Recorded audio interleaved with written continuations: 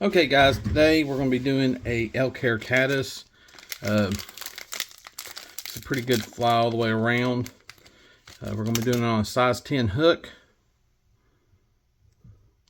Using a little Vivas 14-0 B01 thread. Let's get that started.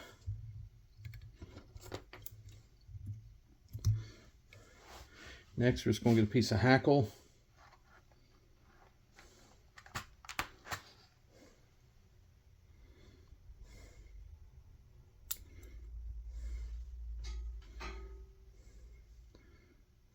We'll tie it in by the tip. I want to just trim a little bit of that tip off, so it kind of makes it a little catch there. Helps hold it in place. Wrap that in there. Come back to the where you started at. Just kind of let that hang there for a minute. Next, we're just going to grab a little bit of dubbing here.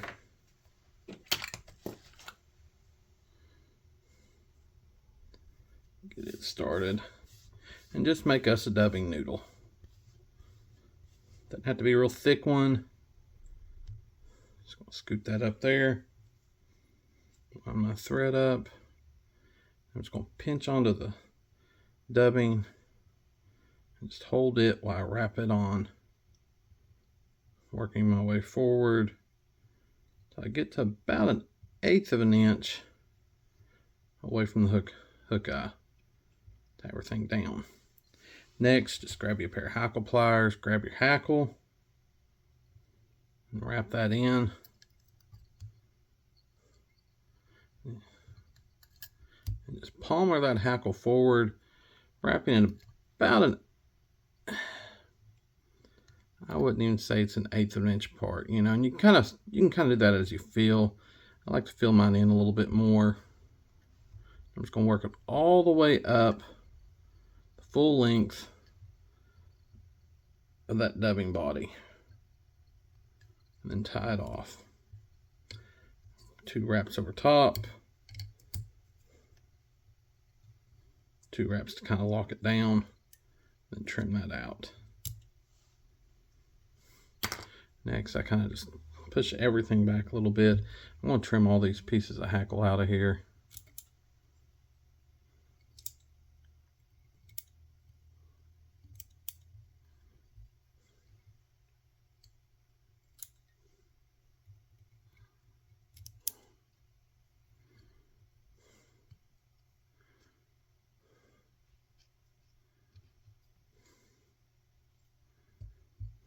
Just kind of get that all, just check all that, make sure it's in a good spot. Top's really not as bad because you're going to be laying that hair over it. Now I'm just going to take a little bit of elk hair, pinch me off piece section. It's going to be about that big. I'm going to trim it all the way down.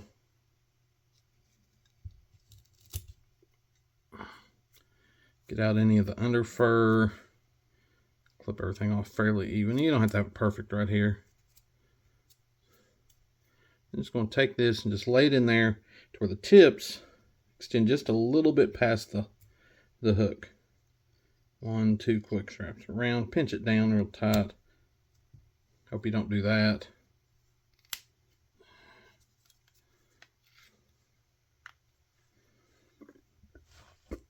Good thing is when I pulled that down, it's kind of holding it in place right now, so I'm not losing any of that hair out of there.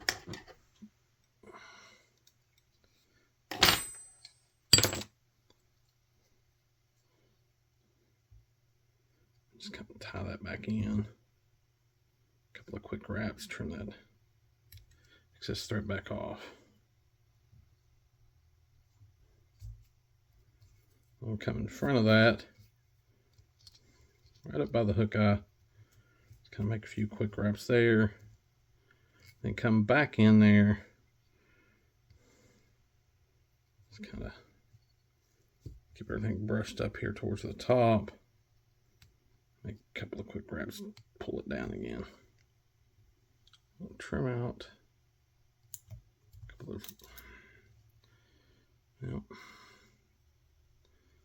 First one was broke, that one's on me, I cut it. So just do it again. Just get that in there. 2, 3, pulling it down tight. In there. Here, here. Push that back up and over.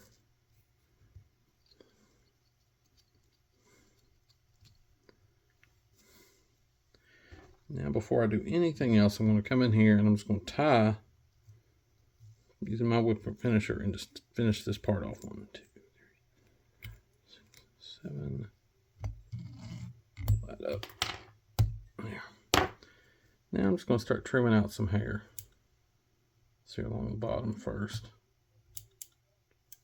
Get all that kind of trimmed out of the way first. Make sure all that's up where you want it. Now just kind of push down that wing you've got. Just come in here and just trim out this hair. Make it nice and flat. Get all these excess out of there.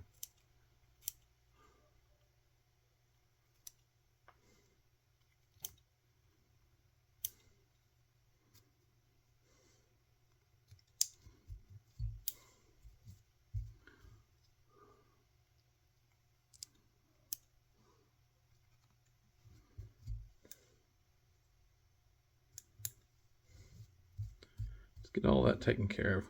Just kind of make sure it's kind of all even across through there.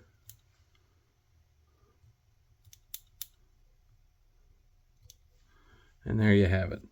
Real quick, simple tie. Do a bunch of them up real quick and real easy. And the best thing about them is they're high floating, and you can trim this hackle off to however you want it. There's even times that I will trim that off right up against the bottom of the fly right there, right up against the hook. And that'll allow that to set right on top of the water, almost like an emerger. So you can change that, customize that how you want. I always leave it long when I'm starting because I'm not sure how I'm going to use them that day. But another good thing about them is because they float so well, they're great on a dry dropper. Put zebra midge, patch rubber legs in smaller sizes underneath them. It's not going to pull it under because all this hair here, all this type. I dyed these with elk, but you can use deer hair. All that hair is going to hold that up there, keep that from being submerged on you unless you got a real heavy fly on there. It's going to give you that what you need. If you wanted to, you could even go in on top of this, put a brighter color on top, give you a cider, help you see it a little bit better. But this is just nice, quick, real easy tie to have going on.